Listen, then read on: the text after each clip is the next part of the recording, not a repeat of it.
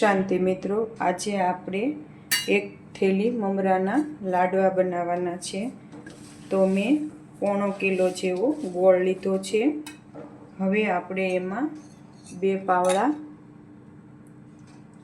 તેલ નાખવાનું છે.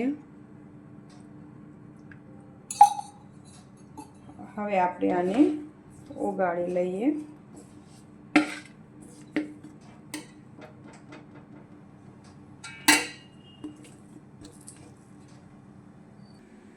એક થેલી મેં મમરા લીધા છે અને મેં એક ચોકી લીધી છે. આપણે બટકા પાડવાના છે એટલા માટે એમાં મેં તેલ લગાડીને રાખ્યું છે.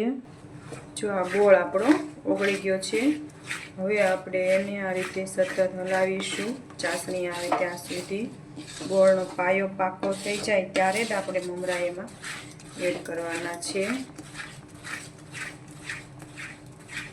આપણે આ દેશી ગોળમાં બનાવવાનું છે. તેમાં તાપે આપણે ગોળ ઓગાળવાનો છે.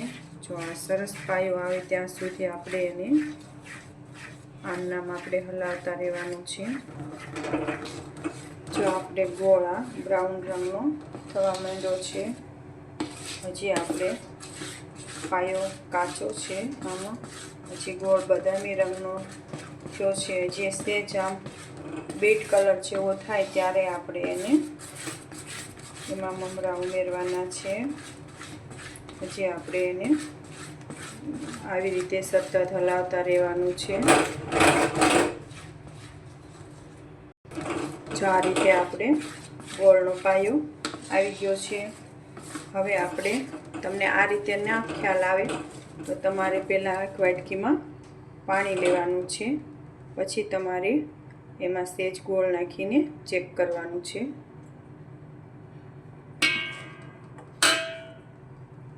જો આ રીતે આપણે એમાં ગોળ નાખ્યો છે. જો આ રીતે તમારે એમાંથી લેવાનો છે ગોળ અને આમ ચેક કરવાનું છે. જો આમ બટકી ન જાય ત્યાં સુધી તમારે આ રીતે થવા દેવાનો છે.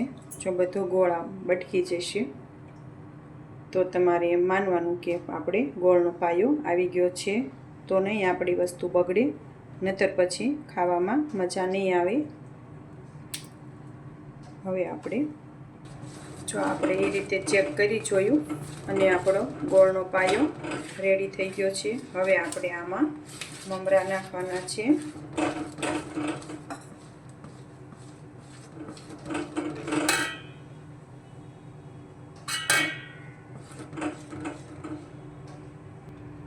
આપણે આમાં મમરા નાખીશું.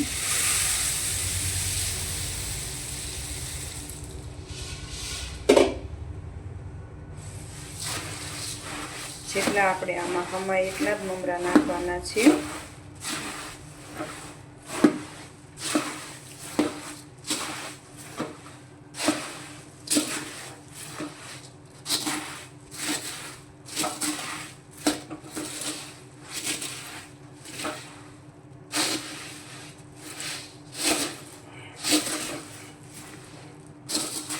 આમાં તમારે એલચી કે સોંઠ કે એવું નાખવું હોય તો તમે નાખી શકો છો.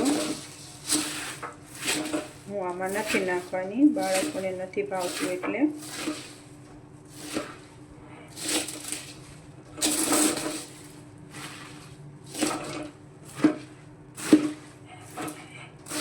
આ રીતે આપણે મિક્સ કરી લેવાના છે બધાય. જો આ રીતે આપણે બધા મમરા મિક્સ થઈ ગયા છે. હવે આપણે જે ચોકી લીધી હતી એમાં આપણે ઢાળી દેવાનું છે. જે આપણે આ ચોકી લીધી હતી એમાં આપણે આ રીતે આપણે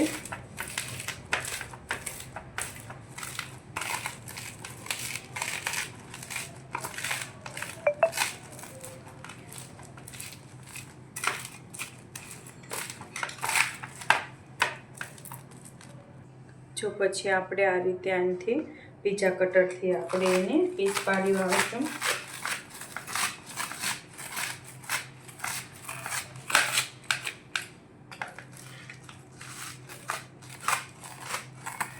તમારી પાસે પીઝા કટર ન હોય તો તમે ચપ્પુથી પણ પીસ પાડી શકો છો.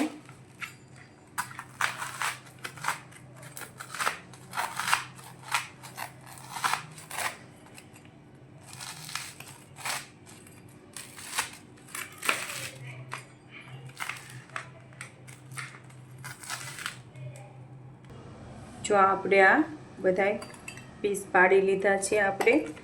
હવે આપણે એને આવા પીસ કાઢી લેવાના છે. જો આ આપણે પીસ કાઢી લીધા છે.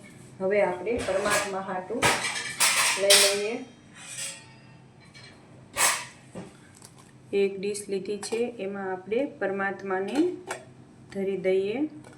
જો આ આપણે પરમાત્મા માટે લઈ લીધા છે. ઓમ શાંતિ મિત્રો. તમે પણ આવી જ રીતે મમરાના પીસ પાડીને બનાવજો.